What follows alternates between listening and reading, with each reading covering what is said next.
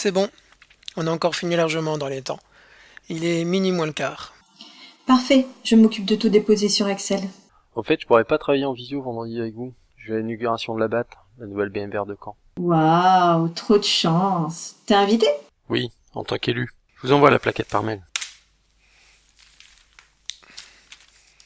Et une BVMR, c'est quoi? Non, pas BVMR. BMVR. Il faut bien prononcer. Comme pour les vieux, ça. Ça me rappelle quand je faisais mes études. Au début des années 90, il y a un nouveau type de bibliothèque qui a émergé. L'idée, c'était de contrebalancer l'hégémonie de la future Bibliothèque nationale qui a été inaugurée en 95.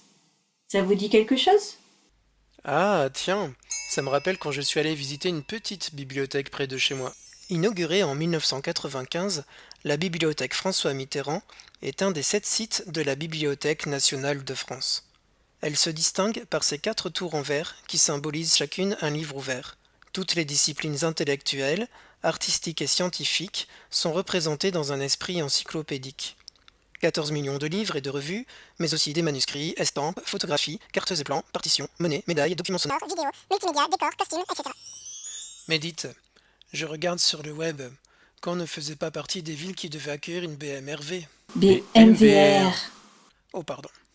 Initialement non, j'en parlais justement avec le directeur de la bibliothèque. Les élus se sont raccrochés à ce label un peu pour donner le ton et pour dire dans quelle dynamique ils voulaient s'inscrire. Ils ont entendu que le programme stricto sensu institutionnel et le financement de l'État en cofinancement avec les régions et avec les collectivités n'existait plus sous la forme BMVR.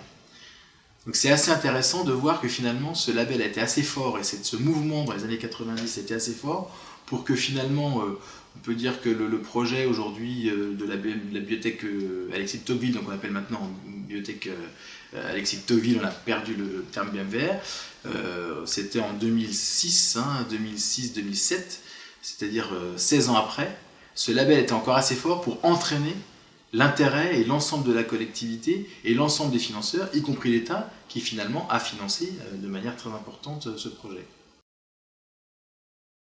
Donc ce bâtiment, la forme de croix, elle est avant tout le produit de cette contrainte qui était de faire des espaces les plus grands possibles, les plus lumineux possibles.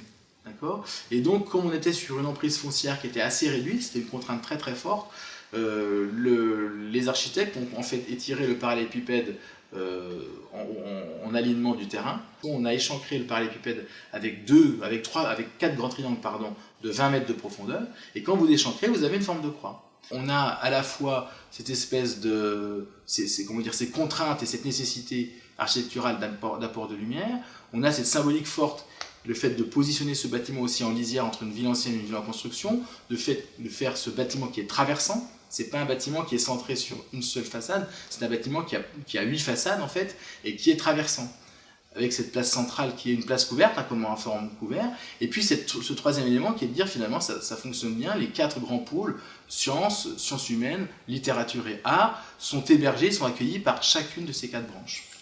Ça me fait penser à quelque chose. J'ai vu que les livres étaient enchaînés aux étagères. Vous vous rendez compte? Je vous partage mon écran? Des livres enchaînés?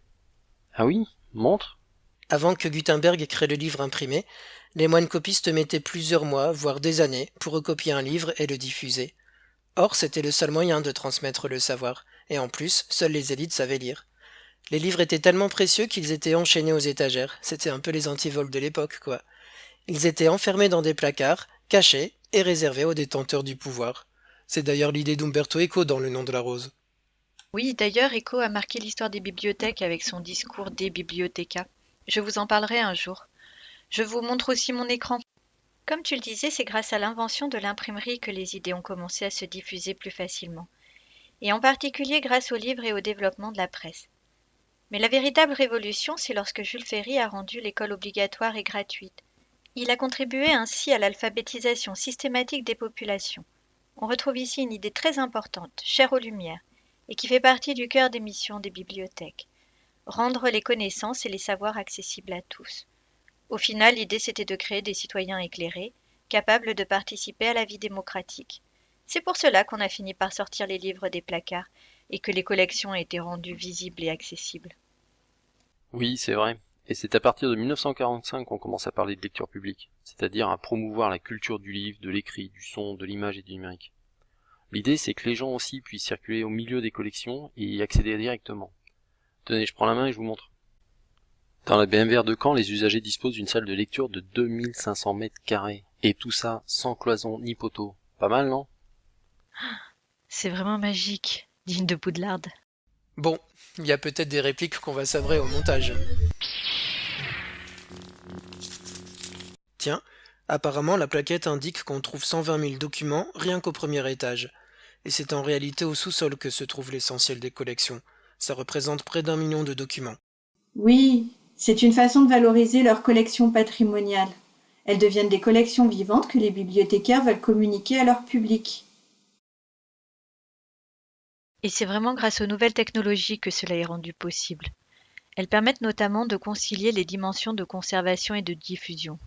C'est quelque chose qu'on voit bien sur le portail de la bibliothèque. À ce propos, dans la bibliothèque de Caen, on peut aussi voir virtuellement les collections qui ne sont pas directement consultables. Il y a des écrans intégrés au-dessus des rayonnages qui permettent aux usagers de consulter l'ensemble des documents stockés au sous-sol. Ainsi, les lecteurs savent qu'elles existent et peuvent demander à les consulter. D'ailleurs, c'est en raison de cette idée d'universalité et d'accès au savoir que la BMVR de Caen a été nommée du nom du politicien normand qui a toujours défendu la liberté et lutté contre l'obscurantisme, Alexis de Tocqueville. Alors, Alexis de Tocqueville? Bon, c'est pas tout ça, mais j'ai encore des potions à terminer. À bientôt!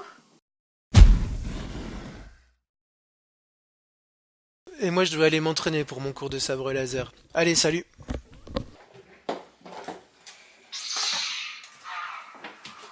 Ah d'accord. Eh bien, je vais aller me relire un passage de la démocratie en Amérique.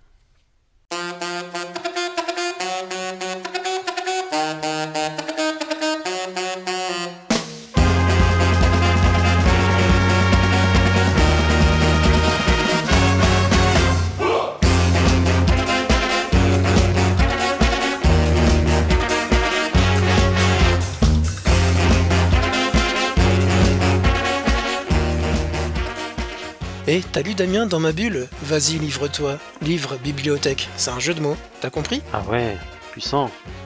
Et moi, quand j'ai dit c'est magique, et qu'Olivier a répondu en disant qu'il va falloir sabrer. Pas mal, non?